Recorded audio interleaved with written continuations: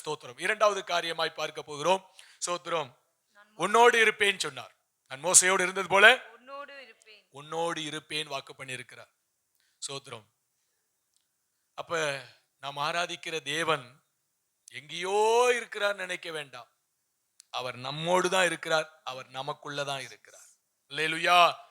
சரி, மோசையிட்ட எப்படியெல்லாம் இருந்தார்னு பார்க்கணும். அப்பதான் சோத்திரம் அவர் இருக்கிறதுனால எவ்வளவு காரியங்கள் நடக்குங்கிறத அறிய முடியும். மோசையோடு இருந்தது போல உன்னோட இருப்பேனார். இப்ப உங்களோடு இருக்கிறார், என்னோடு இருக்கிறார். மோசையோடு அவர் இருந்தார். மோசையோடு இருந்து என்ன செஞ்சார்னு பார்க்கணும். அப்பதான் நம்மளோடு இருக்கிறவர் என்னென்ன செய்ய போறாருன்னு என்ன பண்ண முடியும், நம்ம புரிந்து கொள்ள முடியும். கர்த்தர் நல்லவரா இருக்கார். யாத்ராகமத்தை திருப்பிக் கொள்வோம். 1வது அதிகாரம் 22வது வசனத்தை வாசிங்க. அப்பொழுது பார்வோன் பிறக்கும் ஆண் பிள்ளைகளை எல்லாம் நதியிலே போட்டு விடவும் பெண் பிள்ளைகளை எல்லாம் உயிரோடே வைக்கவும் தன் ஜனங்கள் எல்லாருக்கும் கட்டளையிட்டான். எகிப்துல பார்வோன்கிற மனுஷன், அவன் தான் அந்த எகிப்தின் தேசத்துடைய ராஜா. அங்கே இஸ்ரவேல் ஜனங்கள் அடிமையா இருக்கிறாங்க. ஒரு காலகட்டத்தில் சோதர இஸ்ரவேலர்கள் என்ன பண்றாங்க, பழுகி பெருகிறாங்க. எண்ணிக்கையை பார்த்தா எகிப்தியரை விட அதிகமா இருக்கிறது போல இருக்கு. அதனால எகிப்தின் பார்வோன் ஒரு சதி செய்கிறான். என்ன செய்யறான் அப்படின்னா, இவங்க எண்ணிக்கை பெருகிருச்சுன்னா இவங்க எதிராளிகள் நம்மளோட யுத்தம் பண்ணும்போது இவங்களும் அவங்களோட சேர்ந்துக்கிட்டு நம்மளோட யுத்தம் பண்ணிட்டா நம்ம தேசத்தை விட்டு அவங்க என்ன பண்ணிடுவாங்க, போயிருவாங்க. இவங்க நமக்கு அடிமையா இருக்கிறாங்க, நமக்கு வேலை செய்து கொடுக்கிறாங்க. அதனால இவங்களை விட்டுட்டா நம்ம எப்படி வேலை செய்ய முடியும்? அதனால இவங்க எண்ணிக்கை பெருகக்கூடாதுன்னு சொல்லிட்டு பொம்பளை பிள்ளை பிறந்தா பிறந்துட்டு போகட்டும், அது ஒண்ணு பெருசு இல்லை. ஆம்பளை பிள்ளை பிறக்க கூடாது. அதனால ஆம்பளை பிள்ளை பிறந்தா அந்த பிள்ளையை தூக்கி எங்க போட்டுறணும், நைல் நதியில போட்டு அந்த பிள்ளையை கொன்றணும் சொல்லி அப்படிப்பட்ட ஒரு சட்டத்தை போட்டான். அந்த சட்டத்தின்படியாக எபிரேயருக்கு பிறந்த ஆண் பிள்ளைகளை எங்க தூக்கி போடுறாங்க, நைல் நதியில போட்டு ஆண் பிள்ளை எல்லாம் மாண்டு போய் கொண்டு இருக்கு. பிசாசி எப்படி கங்கணம் கட்டி சோத்திரம் தேவ பிள்ளைகளை அழிக்கும்படி அவன் தீவிரிக்கிறான் பாருங்க. ஏன் ஆம்பளை பிள்ளையை அழிக்கிறான், பொம்பளை பிள்ளையை அழிக்கல? அவர்கள் புருஷர்கள், அவர்கள் புருஷர்கள் யுத்தம் பண்ணி ஜெயிப்பாங்க. நமக்குள்ள ஆண் ஒன்று பெண் ஒன்றும் இல்லை.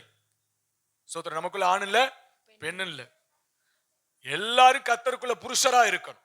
கர்த்தருக்குள்ள எப்படி இருக்கணும்? ஆமா, தேவ ஆவியை பெற்ற பலனுள்ளவர்களா இருக்கும் போது சோத்திரம் சாத்தானை வீழ்த்தி ஜெயம் எடுப்போம்.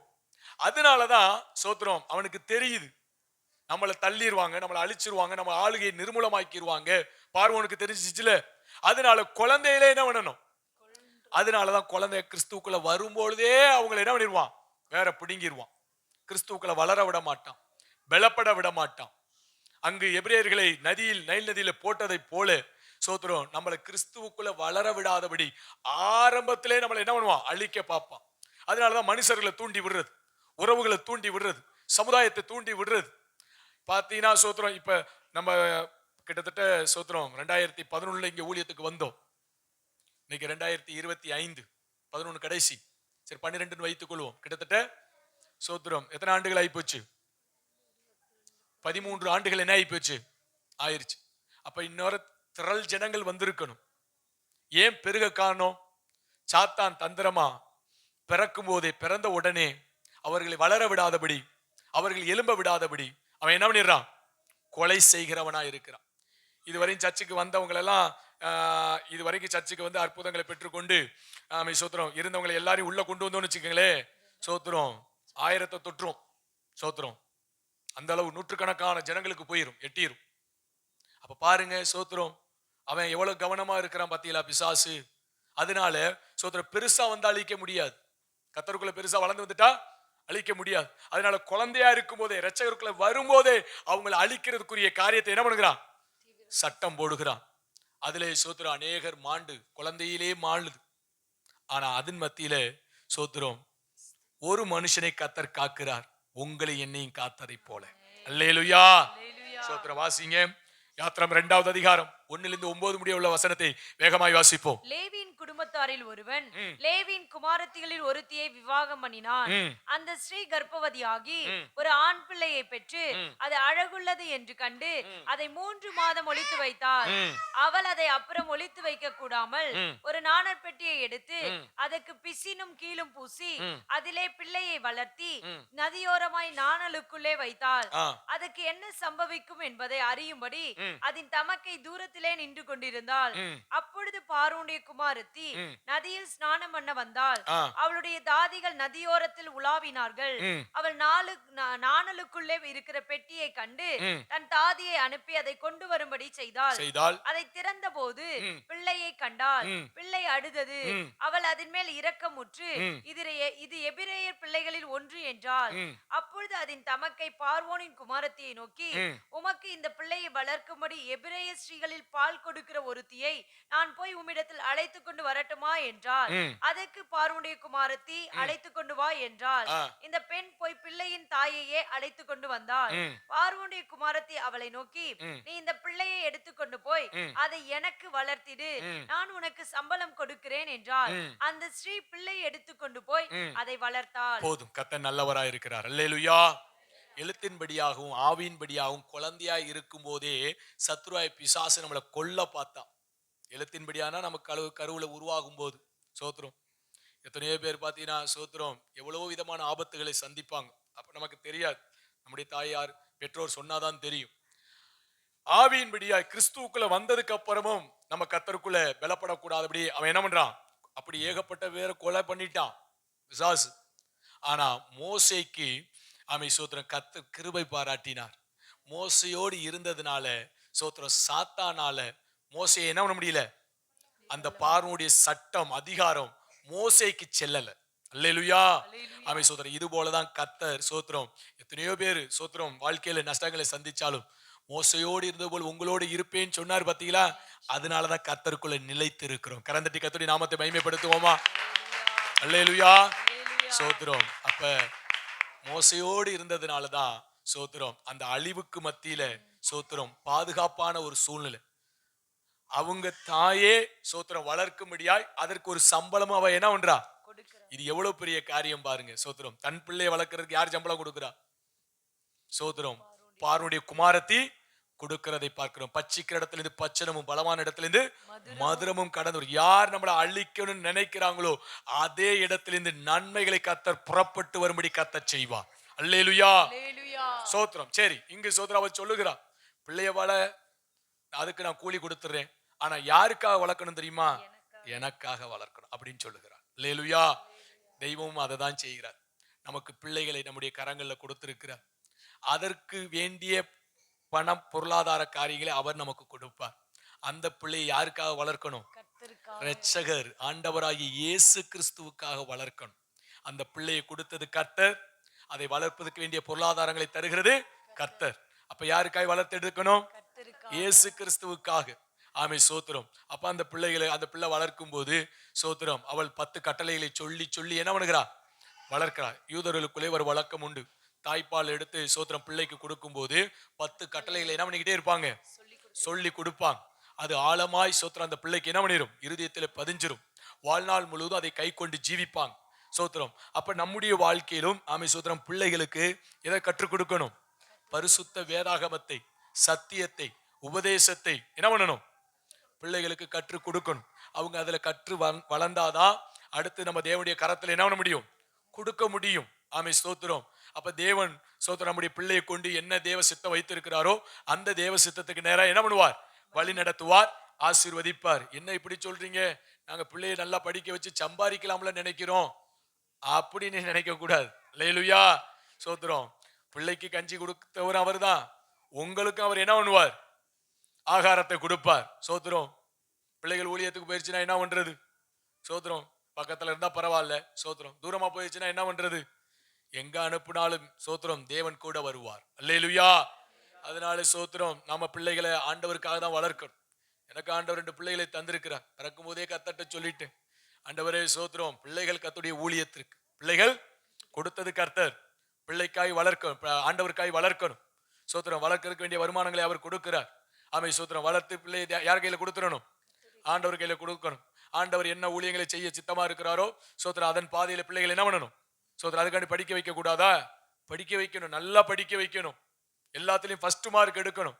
பெஸ்ட் ஆக்கி இரட்சகர்ட்ட கொடுக்கணும். பெஸ்ட் ஆக்கி உலகத்துல கொடுத்துடக்கூடாது. அல்லேலூயா. காசு பணம் வேண்டான்னு சொல்லல, முதல்ல யார்கிட்ட கொடுக்கணும்? கர்த்தர்ட்ட கொடுக்கணும். அவர் என்ன சொல்றாரோ அதை செஞ்சுட்டு என்ன பண்ணணும்? போகணும். சோத்திரம். நமக்கு வேண்டியது எல்லாவற்றையும் அவர் அறிஞ்சிருக்கிறார். அவர் நிச்சயமாய் நம்முடைய வாழ்க்கையில தந்து நடத்துவார். அதனால குழந்தையாய் இருந்த மோசே ஆமை சோத்திரம் தேவனால் பாதுகாக்கப்பட்டார். ஏனென்றால் மோசையோடு கர்த்தர் இருந்தார். அதுபோல நம்மளோடு கர்த்தர் இருக்கிறதுனால சோத்திரம் நம்மளையும் தேவன் பாதுகாப்பார். எல்லா தீங்குக்கு மரண ஆபத்துகளுக்கு என்ன பண்ணுவார்? நீங்களாக்கி தேவன் பாதுகாக்கிறவராக இருக்கிறார். யாத்திரை 3 வாசிங்க. 3:2 ம். அங்கே கர்த்தருடைய தூதனானவர் ம். ஒரு முட்செடியின் நடுவிலிருந்து உண்டான அக்கினி ஜுவாலையிலே நின்று அவனுக்கு தரிசனமானார். அப்பொழுது அவன் உற்று பார்த்தான்.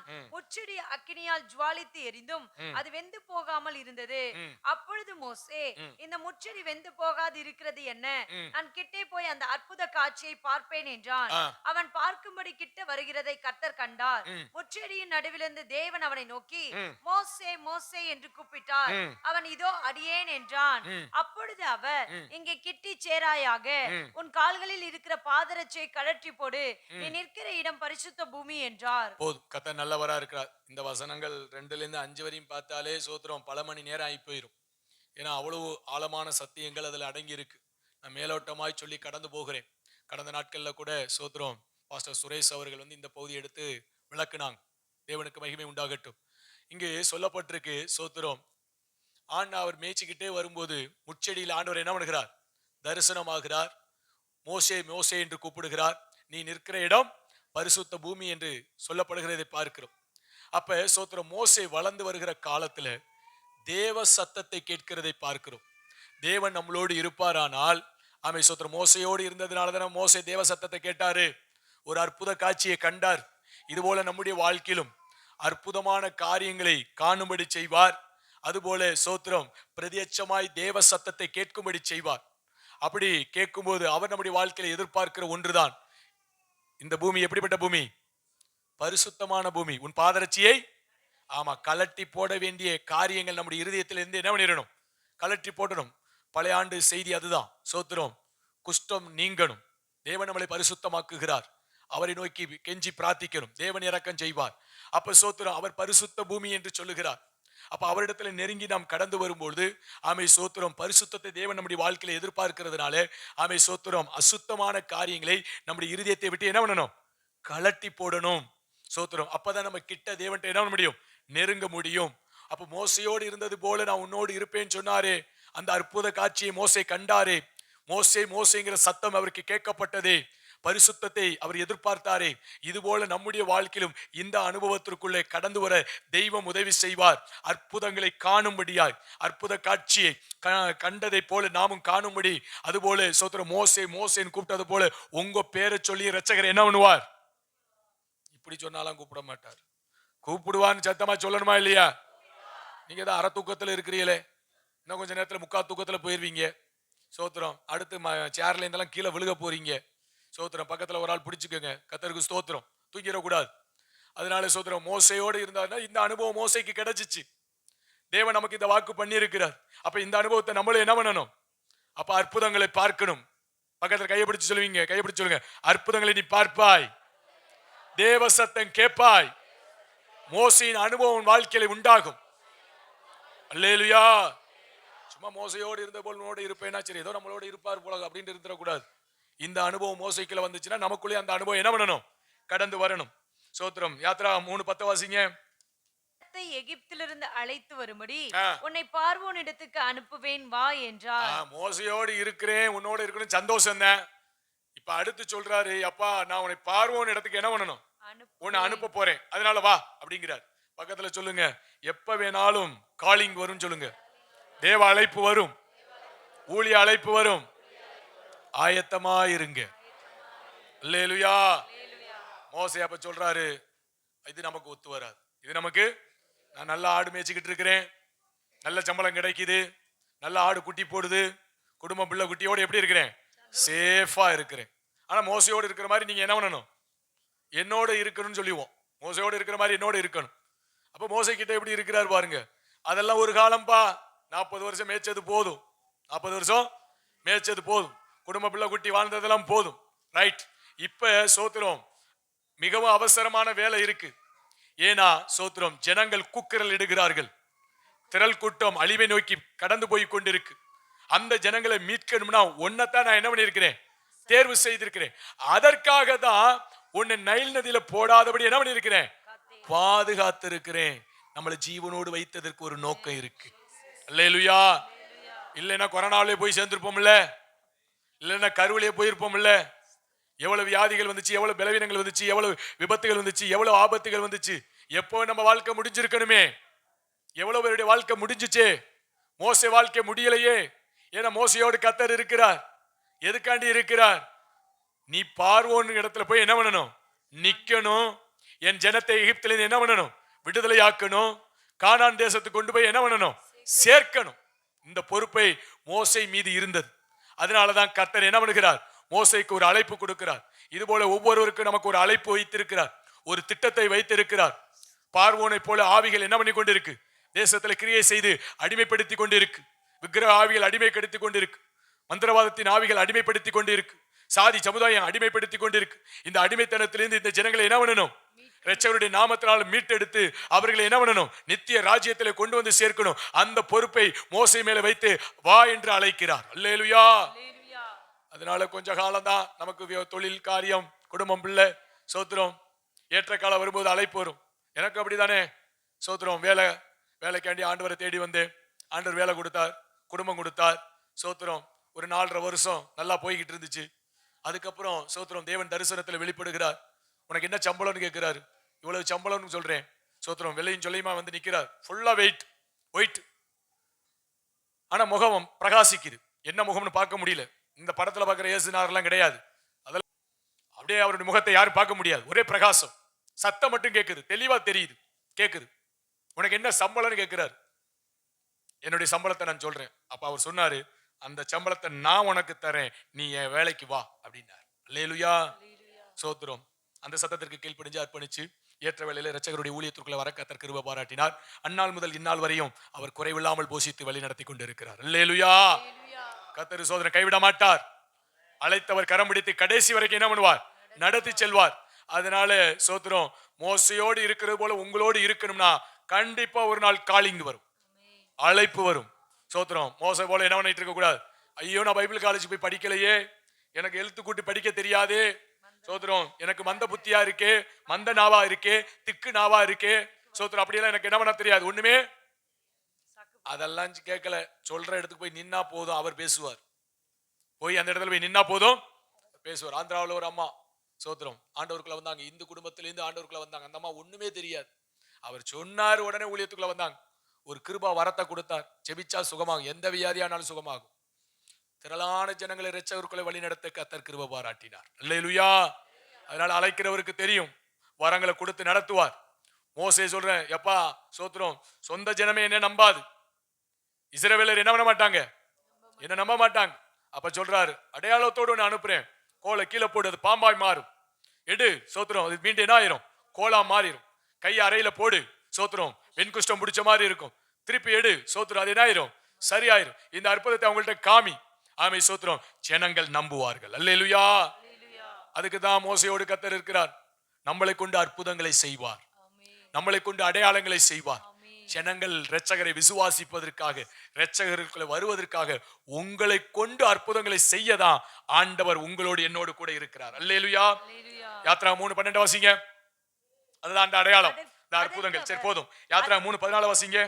அதற்கு தேவன் இருக்கிறவராகவே இருக்கிறேன் என்று மோசேயுடனே சொல்லி, இருக்கிறேன் என்பவர் என்னை உங்களிடத்துக்கு அனுப்பினார் என்று இஸ்ரவேல் புத்திரரோடே சொல்வாயாக என்றார். சில சமயங்கள்ல அழைப்பை கேட்டு வந்துடுறோம். வந்ததுக்கு அப்புறம் பார்த்தா சோதனை வருது, வேதனை வருது, பிரச்சனை வருது, போராட்டம் வருது. பார்வோன் விட மாட்டேங்கிறான், நம்ம கழுத்தை வாங்கிருவேங்கிறான்.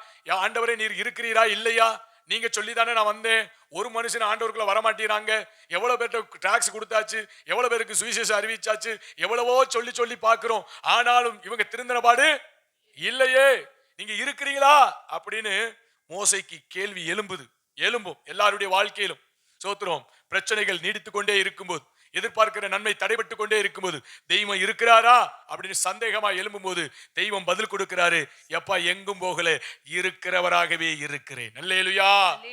அல்லேலூயா. இருக்கிறேன் என்பது அவர். சோத்திரம். ஐ ஆம் அப்படின்னு சொல்றோம் பாத்தீங்களா. ஐ நாம, ஆம் அவர். அல்லேலூயா. நான் இருக்கிறேன். அப்ப என்னோட யார் இருக்கிறார், இரட்சகர் இருக்கிறார். நாம எங்க போனாலும் சோத்திரம் அவர் நம்மளோட என்ன பண்ணுகிறார், இருக்கிறார். அதற்காக தான் மோசையோடு இருக்க போல் நம்மோடு இருக்கிறேன் வாக்கு பண்ணியிருக்கிறார். இது மாதிரி சூழ்நிலைகள் வரும்போது சோர்ந்துராதீங்க. தெய்வம் இல்லைன்னு நினைச்சிடாதீங்க. தெய்வம் கைவிட்டுட்டார்னு நினைச்சிடாதீங்க. தெய்வம் நம்மளை மறந்துட்டார்னு நினைக்காதீங்க. நீங்க சிறைச்சாலைக்குள்ள இருந்தாலும் யோசேப்போடு கர்த்தர் இருந்தாரா இல்லையா? இருந்தார். எத்தனை ஆண்டு ஜெயிலுக்குள்ள இருந்தார் தெரியாது. ஆனா குறைஞ்சபட்சம் 2 ஆண்டுகளுக்கு மேல சோத்திரம் அவர் ஜெயிலுக்குள்ள இருக்கிறார். என்ன தப்பு செஞ்சார்? ஒரு தப்பும் செய்யல. அப்ப யோசேப்புக்கு என்ன கேள்வி வரும்? ஒரு தப்பும் செய்யாத எனக்கு இவ்வளவு சோதனை வருதே, இவ்வளவு வேதனை வருதே, இவ்வளவு பிரச்சனை வருதே, 13 ஆண்டுகள் நான் என்ன பண்ணிட்டு இருக்கிறேன்? இந்த வேதனைக்குள்ளே கடந்து போய் கொண்டிருக்கிறேனே, ஆண்டவரே நீ எங்க இருக்கிறீர் அப்படின்னு சிறைச்சாலைக்குள்ள இருந்து கேட்டா பக்கத்துல இருந்து சத்தம் வரும், அப்பா நான் இங்கதான் இருக்கிறேன். எங்கதான் இருக்கிறாரு? யோசேப்போடு தான் கர்த்தர் சிறைக்குள்ளதான் இருக்கிறார். அவரும் உங்களுக்கு 1000 பிரச்சனை இருந்தாலும் பக்கத்துல சொல்லுங்க, கையை பிடிச்சு சொல்லுங்க, உங்களுக்கு 1000 பிரச்சனை இருந்தாலும் அந்த பிரச்சனையோடு கூட இரட்சகர் இயேசு உங்களோட இருக்கிறார். அல்லேலூயா. கிதியோன் கேட்கிறான், ஆண்டவரே நீர் இருப்பீரானால் இவைகள்லாம் சம்பவிப்பது ஏன்? இவைகள்லாம் சம்பவிக்க வேண்டியது அவசியம் இல்லையே. எங்களுடைய முற்பிதாக்கள் சொன்னாங்களே, கடலை 2ஆ பிளந்தீர், அப்படிப்பட்ட அற்புதங்கள் நடந்தது, எகிப்திலே 10 விதமான வாதைகளை நடப்பித்தீர் என்று சொல்லி, அந்த அற்புதங்கள் எங்கே? நீர் இருப்பீரானால் நாங்க ஏன் நாங்க எப்படி இருக்கணும்? அடிமையாய் இருக்கணும். ஆண்டவர் சொன்னாரு, சோத்திரம், நான் உன்னோட தான் இருக்கிறேன். உன்னோட தான் இருக்கின்ற பலத்தோடு புறப்பட்டு போ. அனுப்புறதுன்னா ஒரு மனுஷனை முறியடிக்கிறது போல மீதியானரை முறியடிப்பா என்று சொன்னார். சொன்ன வார்த்தையின்படி செய்து காண்பித்தார். அல்லேலூயா, அல்லேலூயா. கொஞ்ச காலம் கண்டு காணாதவர் போல இருப்பார். அதனால நம்ம நினைச்சிடக்கூடாது எங்கேயோ அவர் இருக்கிறார். இல்ல, எங்கேயும் இல்ல. வியாதி இருந்தாலும் வியாதி மத்தியில நம்மளோடு இருக்கிறார். தரித்திரம் இருந்தால் தரித்திரத்து மத்தியில் நம்மோடு இருக்கிறார். பிரச்சனை இருந்தால் பிரச்சனை மத்தியில் நம்மளோடு இருக்கிறார். ஜெயிலுக்குள்ள இருந்தாலும் இருப்பார். எவ்வளவு காலம் இருப்பார்? சாகர வரைக்கும் இருப்பார். அல்லேலூயா. அப்ப ஜெயில் தான் நம்ம வாழ்க்கையா? இல்ல, ஒரு குறிப்பிட்ட காலம் நம்மளை உருவாக்குவார். குறிப்பிட்ட காலத்துல என்ன பண்ணுவார்? நம்ம உருவாக்குனதற்கு பின்பதாக பொன்னாய் தெய்வம் நம்மளை விளங்க பண்ணுவார். அல்லேலூயா. மோசே 13 வருடம் ட்ரைனிங், ரொம்ப கடினமான ஒரு ட்ரைனிங் தான். சாரி, யோசேப்பு என்ன சொன்னேன்? மோசே. சரி, 13 வருட காலம் ட்ரைனிங் யோசேப்புக்கு. ஆனா அந்த ட்ரைனிங்ல யார் இருக்கிறா? அதனால அவருக்கு அது பெருசா தெரியல. சோத்திரம். யாக்கோபுக்கு சோத்திரம், ராகேலுக்காக 7 ஆண்டு என்ன பண்றேன்? வேலை பார்க்கிறேன்னு சொன்னார். யாருக்காண்டி? 7 ஆண்டு வேலை பார்த்தா ராகேல் என்ன பண்ணுவார்? கல்யாணம் பண்ணி கொடுப்பாரு. உங்க மாமா பொண்ணு. அவனுக்கு 7 ஆண்டுகள் போனதே தெரியலையா? போனதே ராகேல் உள்ள நேசம். சோத்திரம். போன நாட்கள் என்ன பண்ணல? சோத்திரம். இது போல 13 ஆண்டுகள் சோத்திரம் யோசேப்புக்கு இரட்சகரோடு இருந்ததுனால போனதே தெரியல. ஆண்டவர் ஏற்ற வேளையில சோத்திரம் பார்வோனுக்கு மத்தியில என்ன பண்ணுகிறார்? சோத்திரம் எகிப்தில என்ன பண்ணுகிறார்? ஆமீன். அதிபதியாய் யோசேப்பை உயர்த்தி காண்பிக்கிறார். அல்லேலூயா. அந்த உயர்வு வந்ததுக்கு அப்புறம் எத்தனை ஆண்டுகள் அந்த உயர்வுல இருக்கிறார்? 80 ஆண்டுகள். 30வது வயதுல அந்த சோத்திரம் பிரைம் மினிஸ்டரா போய் உட்கார்றார் எகிப்துல. 80 ஆண்டுகள் யாரு கீழே என்ன பண்ண முடியல? செத்ததுக்கு அப்புறம் தான் அடுத்த வந்தா அந்த போஸ்டிங் வரான். அது வரைக்கும் அந்த உயர்வு மேன்மையை கர்த்தர் தந்து நடத்தினார். அதற்காக தான் யோசேப்போடு கர்த்தர் இருக்கிறார். அல்லேலூயா. அதனால இப்ப இருக்கிற காலங்கள் உங்களுக்கு சோத்திரம் கஷ்டமா இருக்கலாம். சோத்திரம், ஐயா நான் சாகர வரைக்கும் கஷ்டத்தோடே செத்துட்டேனேன்னு சொல்லிடாதீங்க. சோத்திரம். லாசருவை போல இருந்தாலும் அங்கே ஆபிரகாமுடைய மடியில வச்சு என்ன பண்ணிடுவார்? தாளாட்டிடுவார். அல்லேலூயா. இந்த பூமியிலும் உயர்வை கொடுத்துருவார். பரலோகத்திலே நம்மளை என்ன பண்ணிடுவார்? ஆபிரகாமுடைய மடியில கொண்டு போய் தாளாட்டிடுவார். இதற்காக தான் இரட்சகர் இயேசு என்ன பண்ணுகிறார்? நம்மளோடு கூட இருக்கிறார் என்று சொல்லப்பட்டிருக்கு. 7வது அதிகாரத்திலிருந்து 11வது அதிகாரம் வரைக்கும் நீங்க வாசித்து பார்ப்பீர்கள். ஆனால் 10 விதமான வாதைகளை என்ன பண்ணுகிறார்? எகிப்திலே கொண்டு வருகிறார். மோசே மூலியமாக காரியங்களை நடப்பிக்கிறார். அப்ப அந்த வாதைகளை பார்த்து சோத்திர எதிராளிகள் என்ன பண்றாங்க? நடுநடுங்கிறாங்க. ஒவ்வொன்றா கர்த்தர் காரியங்களை செய்கிறார். நம்மளோடு இருந்து கர்த்தர் ஒவ்வொரு அற்புதமா என்ன பண்ணுவார்? இனி வருகிற காலங்கள்ல செய்வார். அது நமக்கு நன்மையா இருக்கும், மற்றவர்களுக்கு பயங்கரமா இருக்கும். ஆமே. நாம் ஆராதிக்கிற தேவனே தேவன் என்று அறிந்து கொள்ளத்தக்கதாய் கர்த்தர் பலத்த பெரிய காரியங்களை செய்வார். அப்படியே குறிச்சுக்கங்க. யாத்ராம் 7:10 ஆண்டவர் என்ன பண்ணுகிறார்? முதல் அற்புதமாய் கம்ப போட்டோன்னு அது சர்ப்பமாய் மாறுகிறது. இதை பார்வோனுக்கு முன்னால செய்து தேவன் தம்முடைய வல்லமையை வெளிப்படுத்துகிறார். அடுத்து யாத்ராம் 7:20 நதியை போய் அந்த கோலை வச்சு அடிக்கிறான். அந்த நதி என்ன ஆயிருது? இரத்தமாய் மாறுகிறது. இப்படிப்பட்ட அற்புதங்களை செய்வதற்காக தான் மோசையோடு கர்த்தர் இருக்கிறார். நம்மளோடு இருப்பாரானால் சோத்திரம் இனி வருகிற நாட்களில் இப்படிப்பட்ட அற்புதங்களை நம்மளை கொண்டு கர்த்தர் செய்வார். அடுத்து யாத்ராம் 8:6 குறிச்சுக்கங்க. தவளைகளை சோத்திரம் அந்த எகிப்துக்குள்ள கடந்து வருகிறது. எல்லார் வீட்டுக்குள்ளும் தவளை. சோத்திரம் நமக்கு ஒண்ணு பார்த்தாலே அருவருப்பா இருக்கு. அது வீடு வாசல் ஒண்ணு இல்ல, மா பிசைகிற தொட்டியில வந்து விழுகுது. பெட்ரூம்ல வந்து கட்டில போய் பார்த்தா அங்கேயும் விழுந்து கிடக்குது. அந்த அளவுக்கு சோத்திரம் அவங்களுக்கு அது வாதையாய் காணப்படுகிறது. ஆனா சோத்திரம் அதே எகிப்துல கோசேன் நாட்டுல சோத்திரம் இஸ்ரவேல் ஜனங்கள் எபிரேயர்கள் வாழ்றாங்க. அங்க ஒரு வாதையும் கடந்து வராதபடி தேவன் பாதுகாக்கிறார். அல்லேலூயா. அப்ப உலக மக்களுக்கும் உங்களுக்கும் ரட்சிக்கப்பட்ட ஜனத்திற்கும் ரட்சிக்கப்படாதவர்களுக்கும் ஆண்டவர் வித்தியாசப்படுத்தி காண்பிக்கிற காலகட்டத்துக்கு நேராய் நாம் கடந்து வந்திருக்கிறோம். அல்லேலூயா. யாத்ரா 8:17 வாசிப்பீர்களானால் புழுதியை அடிக்கும்போது புழுதியெல்லாம் என்ன மாறுது? பேனாய் மாறுகிறது. அப்படி ஒரு 4வது வாதை. 5வது வாதை யாத்ரா 8:24 வாசிப்பீர்களானால் மகா திரளான வண்டுகள், பெரிய பெரிய வண்டுகள் என்ன ஆகுது? எகிப்தை மூடுது. சோத்திரம் இதை பார்த்து சோத்திரம் அவங்க அந்த அடிமைத்தனத்திலிருந்து துரத்தி விடணும். ஆனா துரத்தி விடாதபடி சோத்திரம் தேவனே பார்வோடைய இருதயத்தை என்ன பண்ணுகிறார்? கடினப்படுத்துகிறார். ஏன்னா தேவனுடைய வல்லமை என்ன பண்ணணும்? அவங்க பார்க்க வேண்டும் என்று சொல்லி. யாத்ரா 9:6 பார்ப்பீர்களானால் சோத்திரம் எகிப்தியருடைய மிருக ஜீவன்லாம் என்ன பண்ணுச்சு? செத்து போனுச்சு.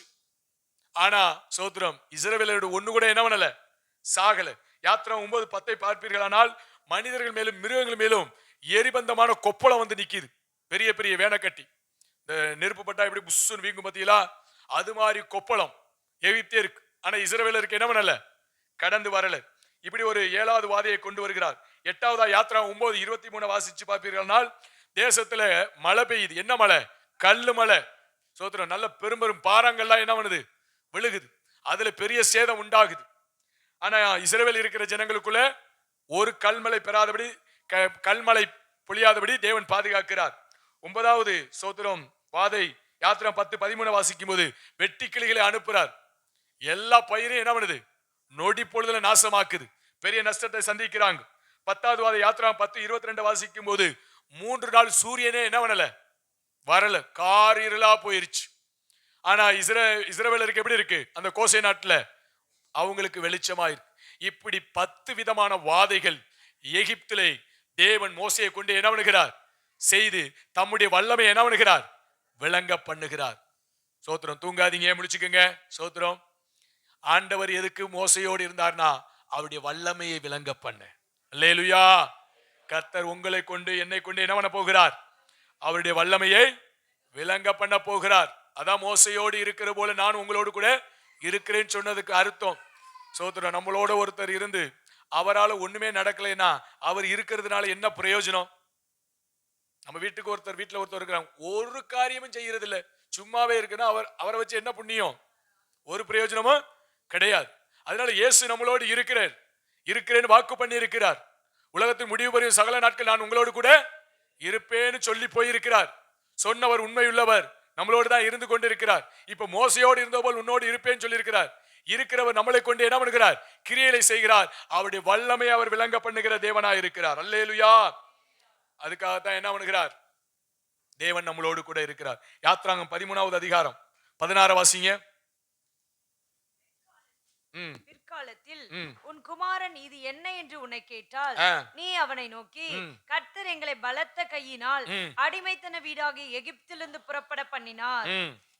22 பகலில் மேக ஸ்தம்பமும், சாரி யாத்ராங்கம் 13 தானே? 13:22 பகலிலே மேக ஸ்தம்பமும் இரவிலே அக்கினி ஸ்தம்பமும் ஜனங்களிடத்திலிருந்து விலகி போகவில்லை. சோத்திரம் பாருங்க, அவங்க புறப்பட்டு வந்தாங்க. தன்னுடைய ஜனங்களுக்கெல்லாம் தமது வல்லமையை என்ன பண்ணாரு? சோத்திரம் விளங்க பண்ண உங்க பிள்ளைகளுக்கெல்லாம் என்ன பண்ணுங்க சொல்லுங்கன்னு சொல்றாரு. ஆமை சோத்திரம் மேகஸ்தம்பமும் அக்னிஸ்தம்பம் அவர்களை விட்டு என்ன பண்ணலையா? விலகவில்லை. எதற்காய் மேகஸ்தம்பம், எதற்காய் அக்னிஸ்தம்பம்னா அவர்களை பாதுகாக்கும்படியாக. பகல்ல வெளிச்சம் வேணும், இரவுல வெளிச்சம் வேணும். அப்ப இரவுல அக்னிஸ்தம்பமா இருக்கிறார், பகல்ல வெயில் சுட்டரிக்கும், மேகஸ்தம்பமா என்ன பண்ணுகிறார்? அப்ப இரவும் பகலுமாய் ஆமை சோத்திரம் அவர்களை பாதுகாக்கும்படி ஆமை சோத்திரம் அவர்கள் கூடவே அந்த கண்மலை என்ன பண்ணுது? கடந்து போகிறதை பார்க்கிறோம். அப்ப இரவும் பகலுமாய் தேவன் நம்மளோடு இருந்து இரவும் பகலிலும் எந்த சேதம் வராதபடி தேவன் நம்மளை பாதுகாப்பதற்காக, வழி நடத்துவதற்காக தேவனாகிய கர்த்தர் நம்மளோடு கூட இருக்கிறார். அல்லேலூயா. 14வது அதிகாரம் 13, 13, 14 வாசிங்க. அப்பொழுது மோசே ஜனங்களை நோக்கி, ம். பயப்படாதிருங்கள், ம். நீங்கள் நின்று கொண்டு இன்றைக்கு கர்த்தர் உங்களுக்கு செய்யும் ரட்சிப்பை பாருங்கள். ம். இன்றைக்கு நீங்கள் காண்கிற எகிப்தியரை ஆ. இனி என்றைக்கும் காண மாட்டீர்கள். ம். கர்த்தர் உங்களுக்காக யுத்தம் பண்ணுவார், ஆ. நீங்கள் சும்மா இருப்பீர்கள் என்றார். ஆண்டவர் சொல்றாரு, சோத்திரம். ஏன்னா பின்னால சோத்திரம் பார்வோன் துரத்திக்கிட்டே வரான். இவங்க எகிப்தை விட்டு கிளம்பி எங்க போறாங்க? செங்கடல்ல வந்து நிக்கிறாங்க. அப்ப சோத்திரம் பின்னால துரத்தி கொண்டு வரும்போது அப்படியே திணறாங்க. ஆனா ஆண்டவர் சொல்றாரு, பயப்படாத சோத்திரம், நான் உங்களோடு இருக்கிறேன். ஆமை சோத்திரம், நான் உங்களுக்காக என்ன பண்ணுவேன்? யுத்தம் செய்வேன், நீங்க சும்மா இருங்க என்று சொல்லி ஆமை சோத்திரம் எகிப்தின் ராணுவத்தை செங்கடலில் அழித்தார். செங்கடலை பிளந்து அதன் வழியாய் ஜனங்களுக்கு, அது இஸ்ரவேல் ஜனங்களுக்கு பாதையாய் போகுது. இஸ்ரவேல் ஜனங்களுக்கு செங்கடலை பிளந்து என்ன பண்ணுகிறார்? பாதையாய் கொடுக்கிறார். ஆனா எகிப்தின் ராணுவம் வரும்பொழுது, பார்வோனுடைய படைகள் வரும்போது அதை என்னவா மாத்துகிறார்? கல்லறை பூமியாய் மாற்றுகிறார். ஆமை சோத்திரம். அந்த பாதைக்குள்ள அவங்க கடந்து போகும்போது சமுத்திரம் மூடி அவர்களை அழித்து போட்டது என்று சொல்லி பார்க்கிறோம். ஒருவர் கூட தப்ப முடியாதபடி கர்த்தராகிய தேவன் பார்வோனுடைய ராணுவத்தை அழித்து போட்டார். அல்லேலூயா. இதற்காக தான் இரட்சகர் மோசேயோடு இருக்கிறார். நமக்கு எதிராக எழும்பி வருகிற எதிராளிகள் என்றென்றைக்கும் எழும்பாதபடிக்கு முழுவதும் தரமட்டமாக்கும்படியாக தெய்வம் நம்மளோடு கூட என்ன பண்ணுகிறார்? இருக்கிறார். நமக்கு அது பாதையாய் இருக்கும், அவர்களுக்கு படுகுழியாய் மாறும். அல்லேலூயா. ஒரே பாதை தான். செங்கடல் வழியாய் இஸ்ரவேல் ஜனங்கள் அழகாய் நடந்து போகிறார்கள். அவர்களுக்கு பாதையாய் இருந்தது. ஆனா அதன் வழியாய் எகிப்தியர்கள் ஆமை சோத்திரம் பார்வோனுடைய படைகள் வரும்போது அவர்களுக்கு அது என்னவா மாறுச்சு? சவக்குழியாய் மாறினது, படுகுழியாய் மாறினது. அதில் மாண்டு போனார்கள். அப்படிப்பட்ட அற்புத கிரியை கர்த்தர் சோத்திரம் மோசேயை கொண்டு தம்முடைய ஜனத்திற்காக அதை செய்து காண்பித்தார். அல்லேலூயா. இதெல்லாம் நம்மளை கொண்டு என்ன பண்ணணும்? சும்மா கேட்டுட்டு போக கூடாது. சோத்திரம் மோசையோடு இருந்தார். சோத்திரம் யோசுவாவோடு இருக்கிறேன்னு சொன்னவர் யோசுவா கொண்டு பலத்த கிரியைகளை செய்தார். அப்ப மோசையோடு இருந்ததையும் பார்க்கணும், யோசுவாவோடு இருந்ததையும் பார்க்கணும். சோத்திரம் இது போல நம்முடைய வாழ்க்கையில என்ன பண்ணுவார்? பலத்த கிரியைகளை செய்வார். அதற்காக தான் அவர் நம்மளோடு இருக்கிறார் என்பதை என்ன பண்ணணும்? புரிந்து கொள்ளணும். இந்த கடைசி காலகட்டத்தில் அவரே தேவன் என்பதை விளங்க பண்ண வேண்டுமானால், பார்வோனுக்கும் எகிப்தியருக்கும் எபிரேயருடைய தேவனே தேவன் என்பதை விளங்க பண்ண வேண்டுமானால் இந்த வல்லமைகள் எல்லாம் வெளிப்பட வேண்டியது அவசியம். 400 ஆண்டுகள் அடிமையா இருந்தாங்க, உண்மைதான். எவ்வளவு நூற்றாண்டுகள் ஓடிடுச்சு, உண்மைதான்.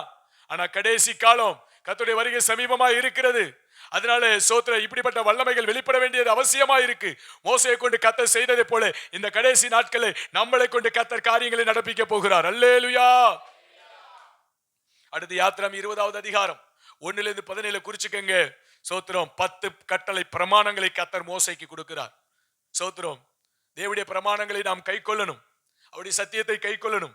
அதற்காக தான் ஆண்டவராய் இயேசு கிறிஸ்து நம்மளோடு என்ன பண்ணுகிறார்?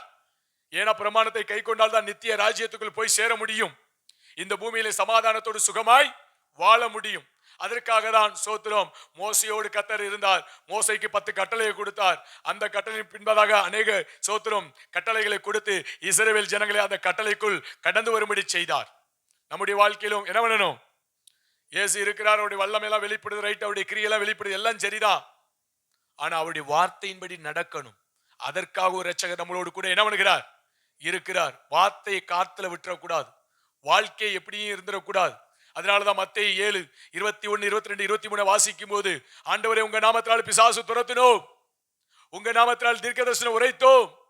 ஆண்டவர் சொன்னார், உங்களை அறியேன். வல்லமை வெளிப்பட்டுச்சு, அற்புதங்கள் நடக்குது, குணமாக்கப்படுறாங்க, பிசாசு ஓடுது, தீர்க்கதரிசனம் உரைக்கிறாங்க. ஆண்டவர் சொல்றார், நீ பரலோகம் வர முடியாதுங்கிறார். ஏன்? பிரமாணத்தை விட்டுட்டாங்க, வசனத்தை விட்டுட்டாங்க, பிதாவின் சித்தத்தை அவங்க என்ன பண்ணிட்டாங்க? விட்டுட்டாங்க. அப்பா அதுவும் முக்கியம், இதுவும் முக்கியம். தேவ வல்லமை ஒரு பக்கம் வெளிப்படட்டும், தேவன் நம்மளோடு கூட இருக்கிறார். ஆனா பரலோகம் வந்து சேரணும்னா கர்த்தருடைய பிரமாணங்களை நம்ம வாழ்க்கையில் என்ன பண்ணணும்? கை கொள்ளுகிறவளா இருக்கணும். அந்த வசனத்தை நமக்கு நினைப்பூட்டி கொடுப்பதற்காக, வசனத்தின்படி வாழ்வதற்கு உதவி செய்வதற்காக இரட்சகர் இயேசு கிறிஸ்து நம்மளோடு கூட இருக்கிறார். அல்லேலூயா. சோத்திரம் உபாகம் 34 5-7 முடிய வசனங்களை வாசிங்க, வீட்டுல போய் வாசிங்க, நேரம் இல்ல. சோத்திரம் உங்களை பார்க்க பார்க்க மெதுவா போக தோணல. சோத்திரம் நானும் முடிச்சுட்டு போய், மோசே 120 வயது வாழ்ந்து முடிக்கிறார். 40 ஆண்டுகள் எகிப்தில, 40 ஆண்டு வனாந்தரத்திலே, 40 ஆண்டு ஊழியத்தின் பாதையில. சோத்திரம் 120 ஆண்டுகள் மோசே வாழ்ந்து முடிக்கிறார். சோத்திரம் ஆயுள் முழுவதும் ஆண்டவர் கூட இருந்து, அங்கே சொல்லப்பட்டிருக்கு, அவருடைய கண் என்ன பண்ணலையாம், இருளடையவில்லை. கடைசியில் ஆண்டவரே என்ன பண்ணுகிறார், அடக்கம் பண்றார். சோத்திரம். யாரையும் அடக்கம் பண்ண விடல. எவ்வளவு பெரிய மகிமை பாத்தீங்களா? சோத்திரம். மனுஷனால் மோசையுடைய சரீரம் என்ன பண்ணல, அடக்கம் பண்ண. அவருடைய எங்க அடக்கம் பண்ணாரு யாருக்குமே தெரியாது. ஏன்னா இப்பவே மோசையை பிடிச்சிக்கிட்டு நிக்கிறாங்க. அவருடைய கல்லறை மட்டும் இருந்துச்சுன்னு வச்சுக்கோங்க, சோத்திரம், பைபிள்லாம் ஒதுக்கி வச்சுட்டு அவருக்கு ஒரு பெரிய கோவிலை கட்டி என்ன பண்ணிடுவாங்க, பெரிய ஆட்டம் பாட்டம் கொண்டாட்டம் பெரிய திருவிழாவா தான் இருக்கும். அதனால ஆண்டவர் பார்த்தார், சோத்திரம், மோசையை என்ன பண்ணிடணும். ஆமா, சோத்திரம். அவரே அடக்கம் பண்ணிட்டார். எங்க அடக்கம் பண்ணாருன்னு தெரியாது. சோத்திரம். அதற்காக தான் மோசையோடு இருந்திருக்கிறார். அல்லேலூயா. சோத்திரம். நம்முடைய அடக்கம் மகிமையா இருக்கும். இந்த வாழ்க்கை இந்த பூமியில முடியும் போது எப்படி முடியும்? சோத்திரம். உலகத்துல பரிதாபமா இருக்கு, பயங்கரமா இருக்கு. அப்படியெல்லாம் போய் முடியாது. தேவன் நம்மளோடு இருக்கும்போது நம்முடைய முடிவு சமாதானமா இருக்கும், முடிவு ஆசீர்வாதமா இருக்கும். முடிவு சமாதானமாவும் ஆசீர்வாதமாய் இருக்கிறதுக்காக தான் ஆண்டவர் நம்மளோடு கூட இருக்கிறார். அல்லேலூயா. இந்த தேவன் என்றென்றைக்கு சதாகாலமும் நம்முடைய தேவன். மரண பரியந்தம் நம்மளை என்ன பண்ணுவார், நடத்தி செல்வார். சோத்திரம். மரணத்துக்கு பின்னாலும் அவர் நம்மளோடு இருப்பார். ஆமை சோத்திரம். அவருடைய சமூகத்தில் நாம் இளைப்பாருவோம். தேவனுக்கு மகிமை உண்டாகட்டும். உபாகமம் 34:10-12 மோசேயோடு கர்த்தர் இருந்து பலமான காரியங்களை நடப்பித்தார். அதுக்கப்புறம் யார் அந்த அளவுக்கு எலும்பலப்பான்னு சொல்லுகிற அளவுக்கு சோத்திரம் மோசையோடு கர்த்தர் இருந்து பலமான காரியங்களை நடப்பித்தார். இதற்காக தான் மோசையோடு கர்த்தர் என்ன பண்ணுகிறார், அந்த கர்த்தர் தான் சொல்றாரு, மோசையோடு இருந்ததை போல உன்னோடு கூட இருப்பேன் வாக்கு பண்ணுகிறார். அல்லேலூயா. ஏதோ நம்மளோட இருக்கிறாருடைய அர்த்தம் இதுதான். இவ்வளவு நம்ம எல்லாத்தையும் ரொம்ப சுருக்கமா காலத்தை மனதிலே கொண்டு சூழ்நிலையை மனதில் கொண்டு அதெல்லாம் என்ன பண்ணிட்டேன், ரொம்ப சுருக்கி வேகமா சொல்லிட்டேன். சோத்திரம். இதெல்லாம் நீங்க குறிச்சிருக்க மாட்டீங்கன்னு எனக்கு தெரியும். அதனாலதான் ரெக்கார்ட் பண்ணியிருக்கிறேன். சோத்திரம். நீங்க என்ன பண்ணுங்க, நாளைக்கு நல்லா தூங்கி எந்திரிச்சிட்டு சோத்திரம் மெதுவா என்ன பண்ணுங்க, கொஞ்சம் கொஞ்சமா கேளுங்க. ஒன்னும் அவசரம் இல்லை, நானும் கொஞ்சம் கொஞ்சமா போட்டு விடுறேன். சோத்திரம். என்ன பண்ணுங்க, கேட்டு என்ன பண்ணுங்க, இதுக்காக தான் மோசே ஓடு கர்த்தர் இந்த போல நம்மளோடு இருக்கிறாருங்கிற, எதுக்கு நம்மளோடு இருக்கிறாருங்கிறது என்ன பண்ணிக்கொள்ளணும், புரிந்து கொள்ளணும். சோத்திரம். அவ்வளவு வல்லமையுள்ள தேவன் நம்மளோடு இருக்கிறார். நம்மளை கொண்டு பலத்த பெரிய காரியங்களை செய்ய போகிறார். 400 ஆண்டுகள் செய்யல, அடிமையா இஸ்ரவேல் ஜனங்கள் இருக்கிறாங்க. ஆனா அதற்கு பின்பதாக மோசையோடு இருந்து கர்த்தர் என்ன பண்ணுகிறார், பலத்த காரியங்களை செய்கிறார். அதுபோல எவ்வளவோ ஆண்டுகள் நம்ம பார்த்துட்டோம். சோத்திரம். அப்படிப்பட்ட பலத்த கிரியைகள் பார்க்க முடியல. இந்த கடைசி காலங்களில் கர்த்தர் உங்களை கொண்டு நம்மளை கொண்டு அவர் செய்ய போகிறார். கரங்களை தட்டி கர்த்தருடைய நாமத்தை மகிமைப்படுத்துவோமா? அல்லேலூயா. அல்லேலூயா. சோத்திரம். ரைட். மூன்றாவது காரியம், உன்னை விட்டு விலகுவதும் இல்லை, உன்னை கைவிடுவதும் இல்லைன்னு சொல்லி இருக்கிறார். நம்மளை விட்டு அவர் என்ன பண்ண மாட்டார். எத்தனையோ பேர் நம்மள்ட்ட இருக்கிறேன்னு சொன்னவங்க சோத்திரம் ஒரு காலம் வந்தோன்னா நம்மளை விட்டு விலகிடுவாங்க. ஆனா ஆண்டவர் சொல்றாரு, சோத்திரம், உன்னை விட்டு விலகவே மாட்டேன், உன்னை கைவிடவே மாட்டேன். புலம்பல் 3:31 வாசிங்களே. அங்கு கர்த்தருடைய வார்த்தை இப்படியாய் சொல்லுகிறது, ஆண்டவர் என்றென்றைக்கும் உங்களை கைவிடவே மாட்டார். அல்லேலூயா. இதுக்காக தேவன் நம்மளோடு இருந்து காரியங்களை செய்கிறார். என்னைக்கு கைவிட மாட்டார்.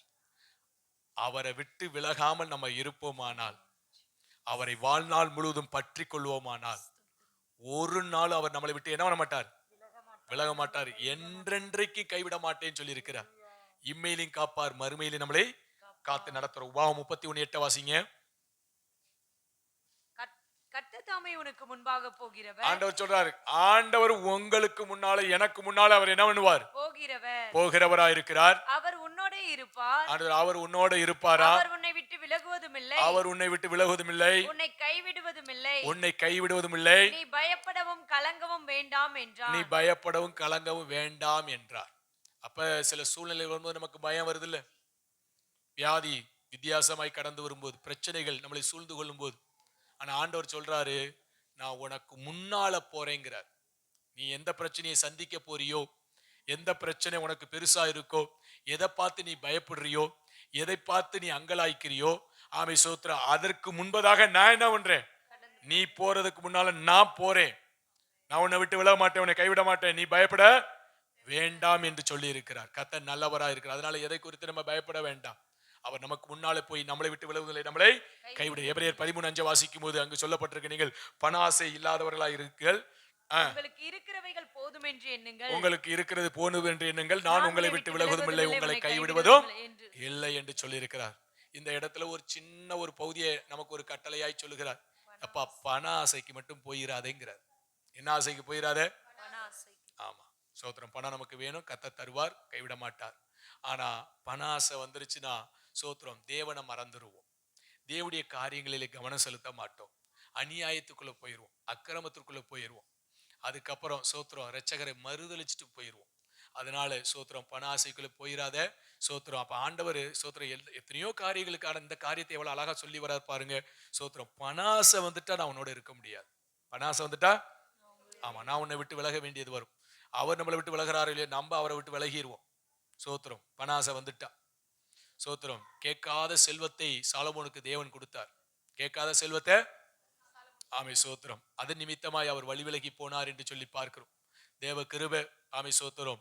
அவர் பல சூழ்நிலைகளை சந்தித்து மீண்டுமாய் உணர்வடைந்து இரட்சகருக்குள்ளே கடந்து வந்து சோத்திரம் நீதிமொழிகளையும் ஆமை சோத்திரம் உன்னத பாட்டு பிரசங்கி அவர் என்ன பண்ணியிருக்கிறார்?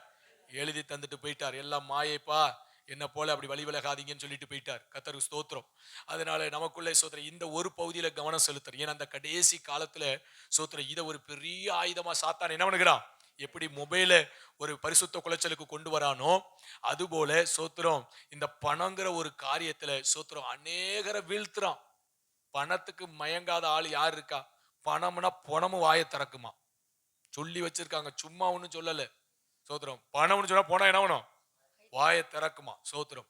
அப்ப ரொம்ப இந்த பகுதியில கவனமா இருக்கணும், ரொம்ப சென்சிட்டிவா இருக்கணும், ரொம்ப ஜாக்கிரதையா இருக்கணும். ஒரு மனுஷன்ட்ட நல்லா இருக்கிறான், நல்லா இருப்பான், ஒரு 10 லட்சத்தை அவன் கையில கொடுத்து பாருங்க, அவன் நாசமாயிருவான். ஏன்னா அவனை வாழ விடாது. அந்த 10 லட்சமே அவன் என்ன பண்ணிரும்? அழிச்சு தள்ளிரும். கையில பணம் வந்தா நம்மளுடைய வாழ்க்கை தலைகீழா போயிரும். இப்ப இருக்கிற உத்தமம் நமக்குள்ள இருக்காது, தெரியுமா? சோத்திரம் உண்மை இருக்காது. சோத்திரம். அதனால சோத்திரம் பணம் தேவன் கொடுப்பார், சோத்திரம் ஆசீர்வதிப்பார், சோத்திரம். ஆனா நம்முடைய இருதயத்தை அதன் மேல வைக்க வேண்டாம். அல்லேலூயா. சோத்திரம். அதன் மீது என்ன பண்ணிடக்கூடாது?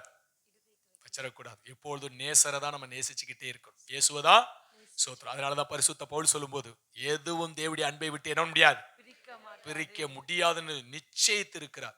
அதுபோல நம்முடைய வாழ்க்கையில சோத்திரம் இந்த உலகத்துல அநேக காரியங்கள் இரட்சகரை விட்டு பிரிக்கும். அதுல அதிகமான ஒன்று பணம் என்று சொல்லி பார்க்கிறோம். அதனால பண ஆசை இல்லாமல் நமக்கு தேவன் கொடுத்தது போதும் என்று சொல்லி இருப்போமானால் அவர் உங்களை விட்டு விலகுவதும் இல்லை, உங்களை கைவிடுவதும் இல்லை என்று சொல்லி இருக்கிறார். அதனால நிச்சயமாய் சோத்திரம் இந்த ஆண்டு மாத்திரமல்ல, சோத்திரம் வாழ்நாள் முழுவதும் அவர் நம்மளை விட்டு விலகுவதும் இல்லை, நம்மளை கைவிடுவதும் இல்லை. அல்லேலூயா. சரி, அப்படியே நமக்கு எழுந்து நிற்போமா? சோத்திரம்.